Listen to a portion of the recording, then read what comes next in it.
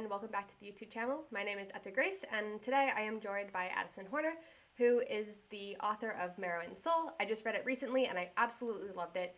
So today I'm going to be asking him some questions about his book. So first, do you mind telling us a bit about yourself and what do you write?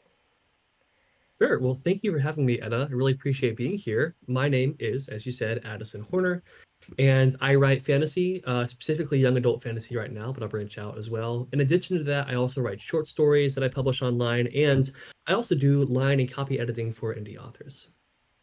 That's awesome. I didn't know about your other services, so that's super cool. Um, Yeah. So, Marrow and Soul is a young adult fantasy adventure book about Saffron, who is a young orphan and a thief who gets the opportunity to resurrect her parents by stealing the ghost tablet. It's part of a series called the Vitalian Chronicles. Am I pronouncing that right? Yeah. I Um, think Vitalian is what I've settled on, but like I haven't had to say it out loud to many people, so Vitalian? Yeah. when there's an audiobook, I'll have to make those final decisions. Yeah. So, I thought it was a great first book for the series. I forgot it was a series for a hot minute, and I was like, wait, how is everything going to get wrapped up? And then I remembered, like, at the 80% mark, it was like the intro to a series, and I was like, oh no, there's going to be a cliffhanger, isn't there? So that was a fun experience. But my first question is, what was the original inspiration for this series? Because Ghost Heist is such a fun concept for a fantasy book, and I am so excited to see where this goes. Yeah, well, thank you. I really love this idea, and it's weird because this wasn't Ghost Heist wasn't how this started off for me. It was that kind of came together through it. But I looked back. I have notes actually from almost 3 years ago today. It was on February 7th, 2021, when I first looked at this idea, and I had a couple of lines in my notes app on my phone for just like a story idea, and it was teenage girl steals to look after young homeless boy. She has a knack for stealing without getting caught. She's approached by a mysterious man who wants her to steal an artifact from the Temple of the Soul. This thrusts her into a situation over her head, and then some other spoilery stuff as well. But that was kind of my core thought, and it's cool to see how all of that stuff made it into the final version. But the actual story evolved as I took the time to plot it out and make my outline and play with stuff, and then even go through developmental edits and beta reads as well. Mhm.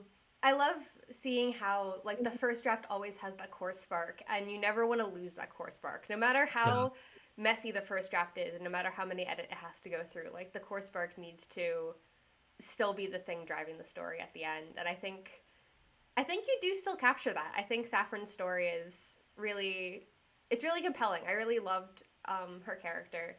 The book opens with Saffron doing the heist of all heists, stealing from the prince's palace itself. Only she's not breaking in to steal riches or jewels or anything like that. She's breaking in to steal pastries for her little brother, Kurt. And I thought Mhm. that was absolutely delightful. And so she tries to steal many different foods throughout the book. And I'm guessing that's just like what she has the opportunity to grab at the time. But if she had the choice to pick, what's her favorite thing to eat? And same with her little brother, Kurt. So Kurt's the easy one. So Kurt, he's my one of my favorite characters I've ever I love read him. or created. We'll get back to him later, I'm sure. But for him, it'd be easy. It would just be pastries because um, he has these fixations on like if there's something that's good, it's like that's the thing that I want and that's the thing that I need and that's the thing that I have to have. This is part of life. My big sister gets me pastries and pastries are what I want, so I will get them. Hmm. And so for him, pastries, no question, any kind of pastries he can get, and there will be more pastries and more foods in the future books as well, which is going to be fun. But for Saffron, honestly, it's hard to say because it's not about the food for her. She doesn't really care about what food she gets. She is at the beginning, she's surviving, she's living, and she's not trying to just find the best kinds of foods. She just wants to be able to live and do the things that she wants to do. So any food that's available, anything she wants, she can steal it. And then for her also, it's about this relationship with her brother. She's like, it doesn't matter what I like. I want to just go do something fun like rob this palace. And I also have to take care of my brother, so why not grab some pastries while I'm there? It's Hmm. not about the stuff, it's more about the act of doing the stuff. So she doesn't really care about what kind of food she's gonna get. Yeah, that makes a lot of sense. I remember that during the pre-order or the Kickstarter or something like that, you made recipe cards of the guava Mhm. cardamom pastries, and I have yet to try making them, but I am very excited. I have them sitting on my bookshelf, so I'm Awesome. gonna have to try making those later this week.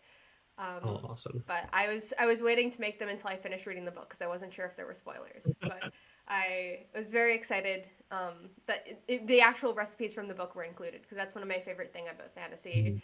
is whenever you get to try the in-world food and the world building. Um, Oh yeah. but I always thought your world building was really cool, especially the four temples. They represent the body, emotion, and like passions, and then the mind and the soul. So, how did you come up with these four? And are there certain stereotypes and jobs associated with them? And how do they fill their roles in the world? Yeah, I'll try to keep it brief because I could definitely go on about this for a very long time. Yeah, and But feel the free to answer with as much or as little spoilers as you want, because I know the book only just came out like earlier this week, so yeah, it's fresh off the well, I presses. definitely yeah. Well, the cool thing about this is I can in the first book I talk about like the temples and stuff they do, and it's not super spoilery for the most part, but there's stuff that's going to be important in this book and later books. But essentially, I started with this thing called the Ghost Tablet, which is like this big MacGuffin that Saffron wants to steal, and it belongs in this place called the Temple of the Soul. And so from the soul, I was like, okay, what is this part of? What is this? What system does this belong to? So I came up with four temples: body, mind, heart, and soul, that are based on, actually, it's based on a passage from the Bible, from the New Testament. There's this thing where Jesus says, love the Lord your God with all your heart, all your mind, all your soul, and all your strength. And I'm like, those four like core elements feel like they encompass so much of like what humanity I is and love the way that. that it functions. It was so cool to kind of explore that, because then there's a scene where Saffron gets to see like the acolytes and the people who belong to these four habits in this book, and we'll get more of those in future books as well. But she gets to see this the interaction of all these things. So there's the temple of the body, which has basically, that's where her friend Mac is a priest, and that's where they have a lot of people who concerned with physical health who become usually like soldiers, or strategists, or also medical professionals as well. That's where they train to be. Then you got the body of the temple of the heart, rather, where it's the people who kind of have these passions and have this real enthusiasm and vigor for life. And their thing typically is outreach to people all across the empire in terms of providing life-giving assistance, providing food, and providing just support for people who need it, to help them get back to a better place in life. But they do this everywhere except in the city of Vitalia, in Marrow Street, where Saffron lives. So she gets to see that hypocrisy that's built into that temple firsthand, which is one of the things that really irks her about the whole system. Hmm. Hmm. Then you've got Temple of the Mind. I'm not going to spoil anything because they're going to figure in a big way in future books. But Saffron's thing is they kind of creep me out, and I've heard that their priests can read your mind, and that's all she knows.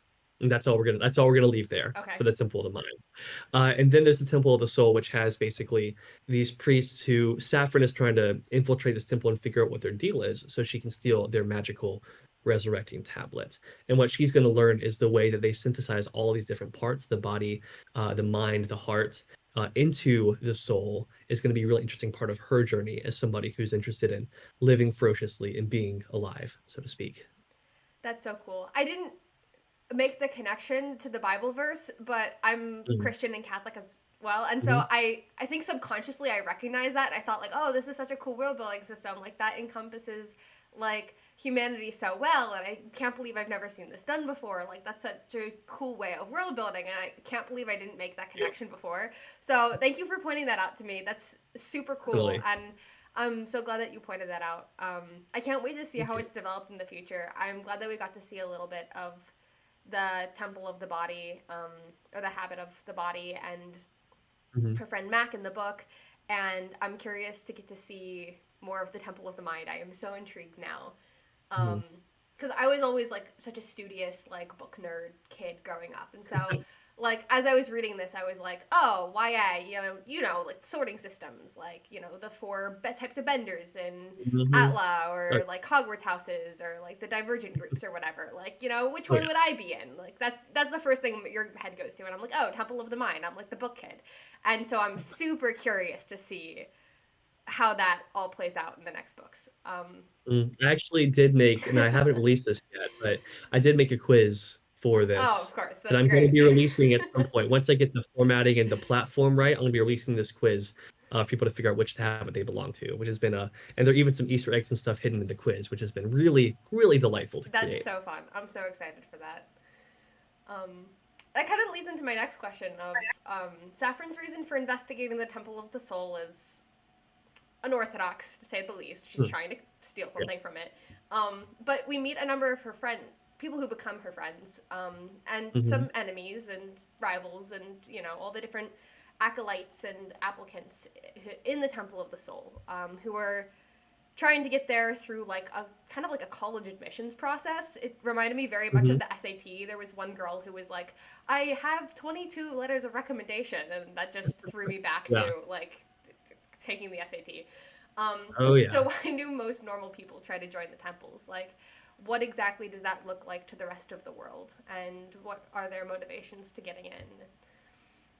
Yeah. So when I'm this kind of ties into a larger thing for me about fantasy itself and why I created it this way, is that fantasy is not about other worlds, it's about our world, and it's about looking at it through a different lens that moves the bias of like our own kind of viewpoint. So when I look at the temples, this is like the religious system of the world, so to speak, even though they don't necessarily have gods that they subscribe to in this world.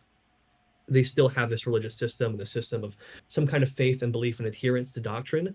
And so the reasons people join it are the reasons people seek out religion in our own world as well. And so there are various reasons people seek out, whether it's Christianity or otherwise. And I'm a Christian. That's definitely the faith I subscribe to. But some people seek the God of Christianity or Judaism or Islam or other faiths essentially because there's like a missing piece in their lives, whether it's missing internal peace, whether it's life struggles, whether it's familial connections. All of these things can contribute to the reasons we seek out faith, we seek out that connection. And obviously I'm guessing the people listening to this come from different faiths and backgrounds and things, and I know where I land and you know where you land. But we all have our different reasons for seeking these things, and I believe that there's a divine connection to that, where that's we are inspired to reach out to God because God reaches out to us. And that comes from my beliefs. But for the people in this world, it's a similar thing where people who are missing something look for a home, essentially. And they find it in this temple. And we get to see characters like Sealy, and we get to see her backstory and why she joined. Characters like Kamen and Marinus and why they could have joined, and ultimately Saffron, who wants to join for this completely bonkers reason of trying to steal from them. And we're going to see how that works out and whether she actually gets to be a part of this community or not, or whether she even wants to. But all these reasons kind of come in, and it's just like the reason people seek out religion and faith in our world. Yeah, and I think you handle it in a really complex and nuanced way too, because like you pointed out earlier, that there's also hypocrisy in these organizations and these habits that like they stand for these ideals of going out and interacting with the community, of being medical professionals and help and outreach and standing for education and helping people deal with like the soul and the body and the mind and all of these different functions, and they exist at least on paper to help people. But Hmm. Saffron's experience is really that they don't. Like, she lives on Marrow Street. They're subject to raids and like pillaging all the time. Like, they don't get the Hmm. help and the medical attention that they need. She's an orphan. She has to steal to survive. And Yeah. like, she's subject to the hypocrisy, and she sees the worst side of these orders every day. But at the same time, she's joining this temple and she desperately yearns for that community, and she wants to see the good side of what they stand for. And both sides can exist the same way that like organized religion can have its ugly moments in the real world, Yeah. but it Hmm. definitely can, but it also does and it can stand for something beautiful. And like, Hmm. humans are flawed, but that's also why we need a savior. And there's Hmm. definitely a back and forth between that, and I think you do a really excellent job of portraying that complex and nuanced element of like reality in this fiction book, and showing how Saffron navigates that and comes to terms with the world being shown in shades of gray and finding her place in that. I really enjoyed seeing that, because religion and Yeah. fictional world building is one of my favorite things. It's something that I world build a lot in my own stories, and it's something that I Mhm. see done well so rarely in secular fiction. And so it's always such a treat whenever I see it done well in a fantasy book. So I really, really loved that in Marrow and Soul. Well, thank you. I really appreciate the comments on nuance, because that's what I want this to be, because that's how these things play out in real life too. And the fact that, for example, you didn't catch the reference like body, mind, heart, and soul in the scriptural reference, It's I'm like, that's subtle. great It's because this is subtle. It's not. great. Yeah. It's supposed to be part of like this is let's talk about these real things the way that C.S. Lewis or Tolkien would engage with these metaphors, or Chesterton would engage these things, or other writers who had religious backgrounds who also wrote Hmm. iconic fiction and fantasy.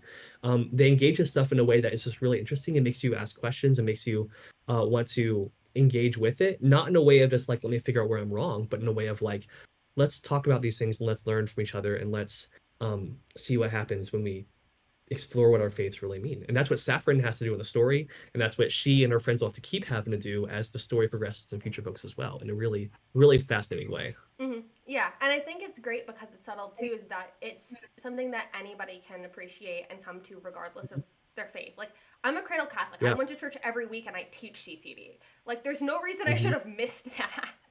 But at the same time, like, it's so subtle. Anybody could come and read it and enjoy it as like a high adventure ghost heist fantasy Hmm. book, and like the faith stuff could be completely lost on them, but they could still love it and read it and internalize Hmm. those themes and not feel like it's being preachy. And I think that's honestly one of the best ways to evangelize Hmm. as well, because that's the theme is reaching them where they're at. And Yeah. I really appreciate and respect that as well. So Thank well you. done. If I may, thank you. If I may, one more note on that I found Hmm. interesting. I had the only pushback I've had in this whole publication process. I've had people, uh, Christian, otherwise, be really supportive of this my publication and this journey, all these things. The only pushback I've had came from a somebody that I know who's in the Christian music industry, who basically told me, "You need to watch out because you're writing a book that involves ghosts, and you need to be really careful because this demonic stuff can really mess with your witness." And I was like, this feels like um it's a really dumbed down, so to speak, interpretation of what I'm doing, especially because this person had not read my book, knew nothing about it, had been told by a third party about my book, and then decided, hey, I need to get this guy on the right path. And that the point of this is that lacks the nuance and also the curiosity and desire to understand. That is essential to not just being a person of faith, but just like a person who functions in society and is actually like a decent human being. Yeah, I've gotten that too from a family member, and it's really hard. Mhm. It's really hard Yeah. to navigate when somebody. So if somebody points at any fantastical element, especially ghosts and spirits, because that's something that has overlap with Ah, modern day spirituality, yep. and then points at it and goes, "That's demonic." Is Hmm. That's hard. That's hard, and I'm sorry that you had to deal with that. But No, I think thanks. I do think you handled it very well, and Thank you. I really liked it a lot. And that kind I of does appreciate that. segue well into my next question, which is that like Saffron is motivated by grief. She's motivated by the deaths of her parents. She's Hmm. dealing with a lot of grief and a lot of sorrow and a lot of hardship.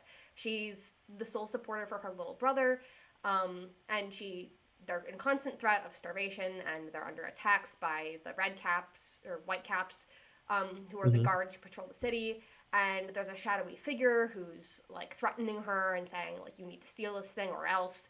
And so there's a lot of heavy topics in this book too, but Hmm. you have to keep like a lighthearted theme because it's, YA adventure ghost heist, And so how do you have these two rules that Saffron follows, which are live Hmm. ferociously and don't die. And I feel like those keep the theme and the tone of the book kind of lighthearted, and like they keep that high stakes adventure tone light, even though you're dealing with these like really heavy themes, and you are able Hmm. to balance that very well, even though you're kind of walking on a knife's edge. So, do you want to talk a bit about how you approach that? Um, Yeah. I know coming from this Christian perspective of like, there's darkness, but there's hope. Hmm. Yeah, and again, there's so much complexity in that darkness and hope because it's a matter of where does the darkness come from, where does the hope come from? But when it comes to taking, especially grief and loss and death and violence and any of these ideas that are present in this book, and putting them in a place that's palatable for a YA audience, there are two things I had to think about, or three things I had to think about with this. First off, YA audiences can handle a lot more than we give them credit for. They can handle a lot of the really intense stuff. They can even handle things that we might consider to be too mature for them. Now, I'm not a fan of, for example, having excessive like spice, so to speak, in YA fiction. But at the same time, there's a level of comprehension and there's a level of let's see this thing happening and let's discuss it and let's understand it because the sheltering being the only approach is going to lead to that complete backlash as soon as YA readers gain autonomy, so to speak, in their lives. Um, so on one hand, YA readers can really understand and grapple with more than we give them credit for a lot of times.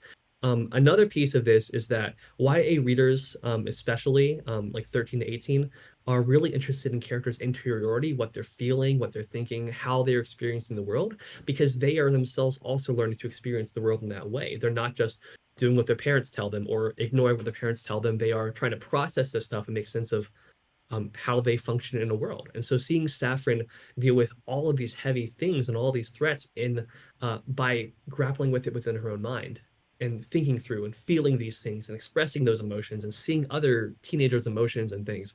That's the way that she can express and understand these ideas, and that's the way that young adult readers can also learn how to express and understand these things. Like I said earlier, fantasy it's about real life. And then third thing, and I'll keep it short, YA readers are in an age range to adolescence where psychologists say one of their primary concerns they're trying to work out is identity. Who am I? Where do I belong? Which side am I on? Which is a dangerous question, but one that does come up. And those things all really come together in Saffron's journey because she copes with this by having these rules: live ferociously, don't die. I'm not like the others who are stuck in their ruts, just dying in their silly, ordinary lives. I'm alive. Uh, I am thriving, I am powerful, and I can do all the stuff that I want, not in a sadistic or evil way, but in just a reckless, happy-go-lucky way. Then that's how she copes with the loss of her parents and the tragedy of her situation is by latching onto these things because they give her identity. And I think that young adult readers gravitate towards stuff that gives them identity, and the idea of living ferociously is something that they can grapple with as they go on that journey with Saffron, as she explores what that really means to live ferociously. Mm-hmm.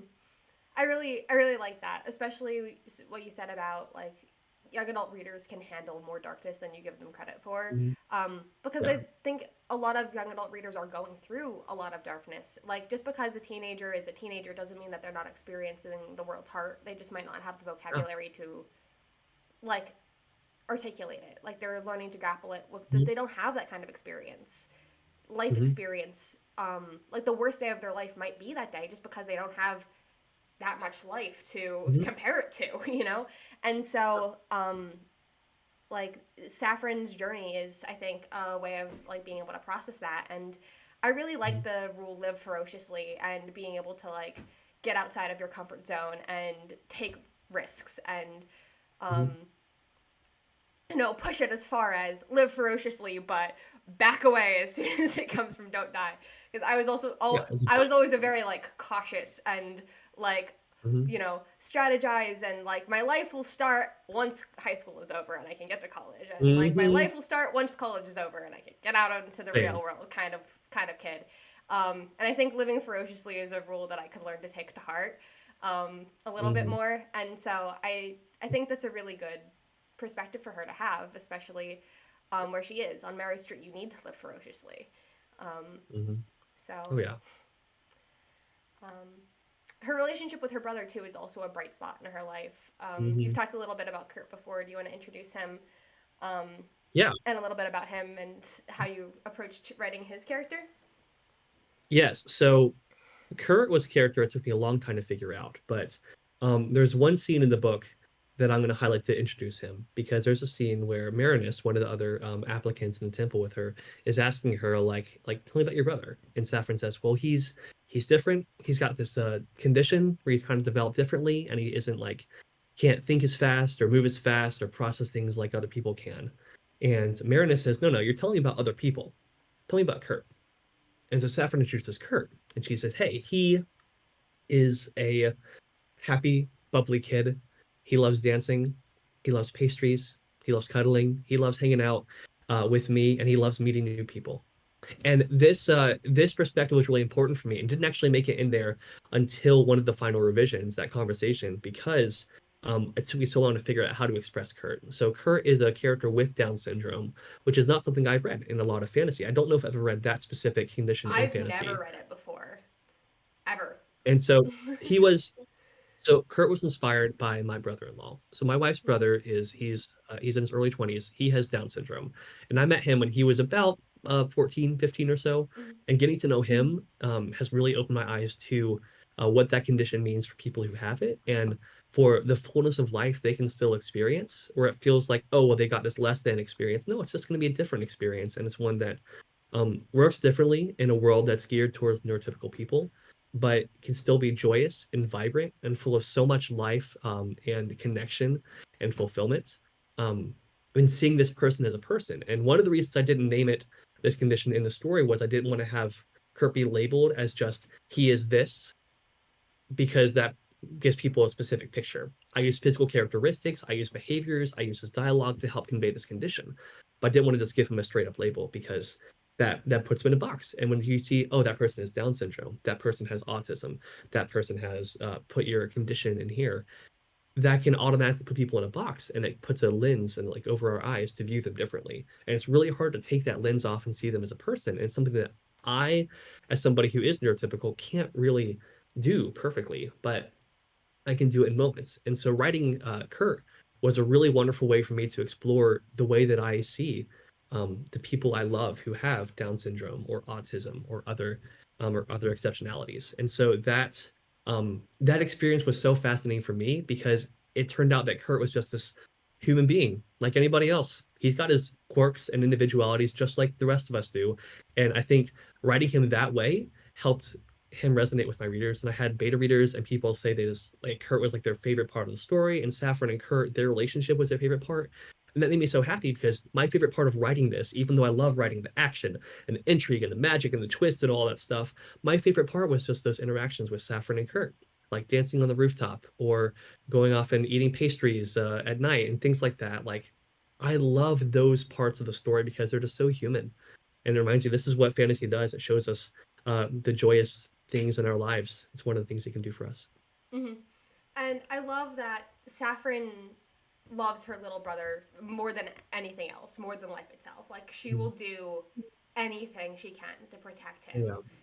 And her two rules are not just for herself, but they're for Kurt. Like her first Hmm. scene robbing the palace for pastries, it's for Kurt. And Yeah. all of the scenes with him, like I always imagine Saffron in my head, like with this very like stern, determined, like I've got to get this done, like kind of expression. And then whenever she like walks into her home, even though it's this like hovel-ish tenement that's like falling apart and there's like bloodstains on the Hmm. wall, like she walks in there and she sees Kurt and like her face just lights up and her shoulders relax and she can like be at home with him, and that's how I imagine their relationship. Like he is the heart of the story, and I Yeah. love that he's a person first. And I think writing a disability in fantasy is that they don't have a word for Down syndrome in that world. Like Yeah. there's no American Institute of Psychology naming Hmm. this condition. And so it's really an exercise in like the show don't tell rule, because you can't tell me there's something Hmm. called Down syndrome because there's no term for that in the Yeah. world. You really have to illustrate it. And so I think Hmm. it's a really interesting way to write a character like that, and it's never mocked and it's never looked down upon by the narrative. Like he has Hmm. a bit of a lisp, like he can't pronounce R's correctly, and it's never made fun Hmm. of.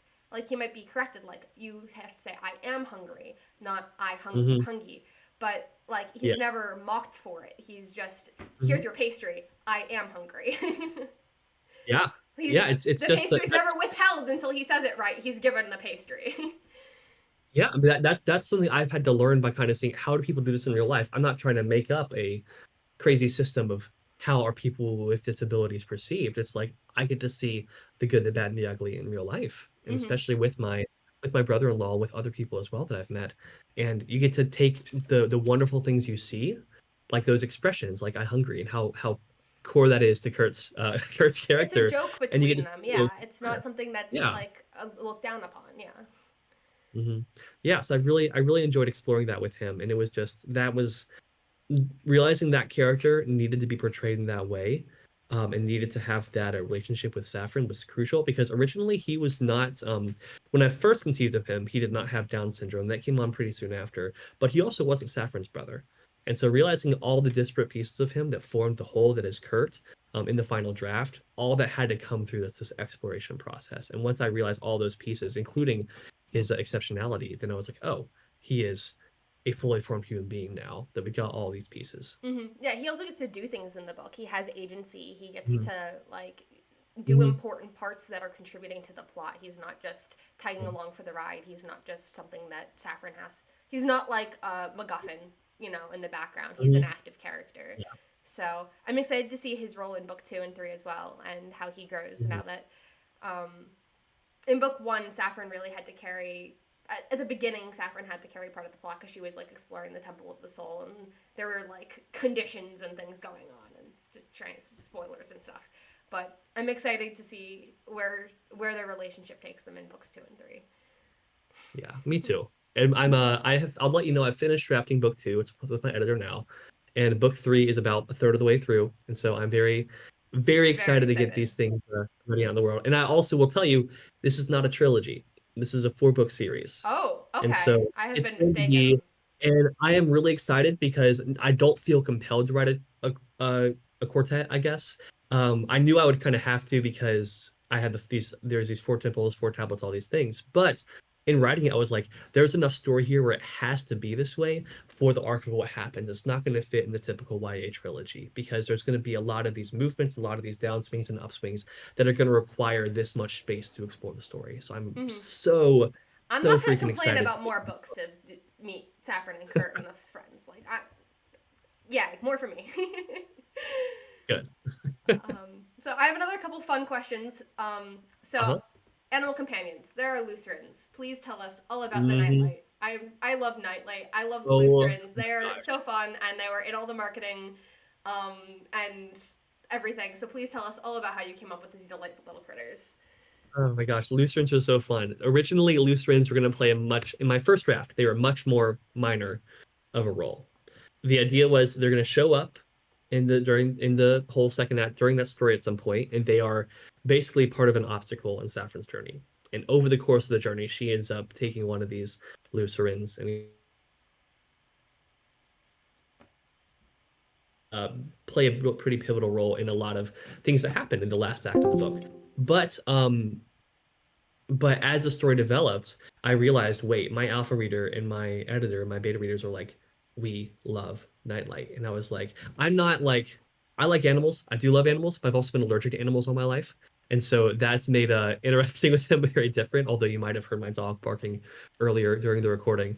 But when I realized he needed more of a role, I was like, great, let me explore what this character is like. And in that, kind of like with Kurt and even with Saffron and other characters too, I got to explore more of what he was. And I was like, this character of Nightlight as a Lutheran gets to play such a cool role. So I should probably say what he actually is for people. He is a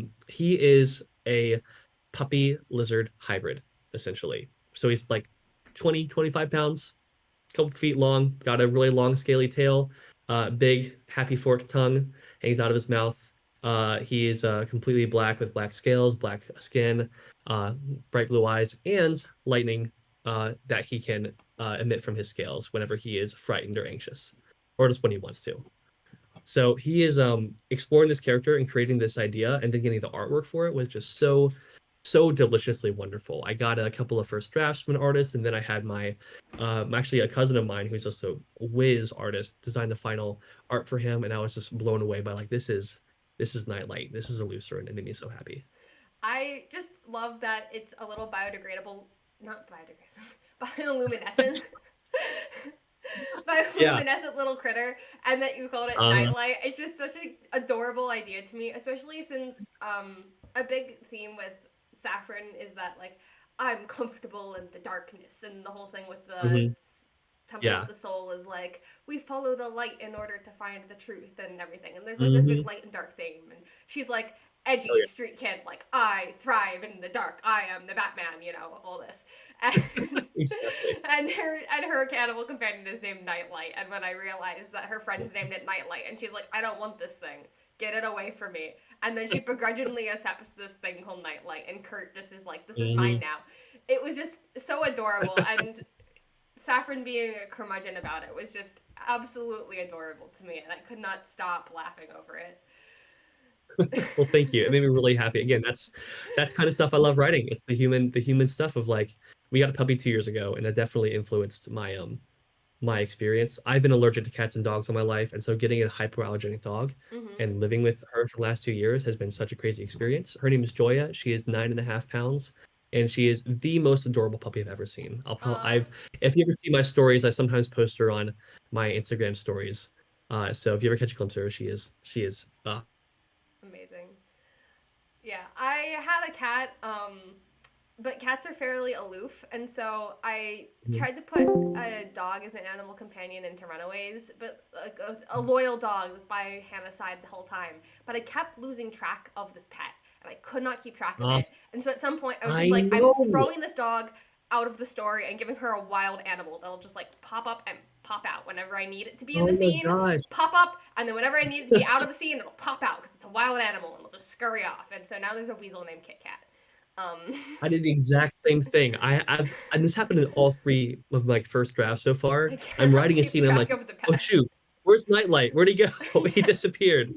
Oh my gosh, it's been a challenge to make sure he's accepted and included. So it's important he's giving him stuff to do that's not just, oh, and there's also a puppy lizard here. It's like it Exactly. either has to be crucial to the story or he just pops in, like you said, there's certain moments. So Mhm. working that out has been a fun challenge. Mhm. Yeah, but I loved how the Lucerans were built into the temple too. I won't spoil that, but there's a lot of fun world building with them. So I'm looking forward to seeing more of Nightlight in the future stories. Thank you. And then I always ask, my last question is just kind of a freebie of if there's anything I've forgotten to ask you about the stories. I always like to give my interviewees a free ramble about whatever you want to ramble about. What's your favorite thing about the book? Are there any things you especially want to share? Here's your chance to talk about it. Feel free. Yeah, gosh, I saw this question. I was like, gosh, I really don't know what I want to talk about because I can kind of talk about the book forever, but I also don't want to talk about the spoilers because the spoilers make me the spoilers are kind of the part of the big deal why you get in the book. But I will say kind of tangential to the book for anybody who wants a taste of this and wants to get something for free. I will talk about the short story I wrote that went with the book. So I wrote a short story featuring one of the side characters whose name is Parnassus.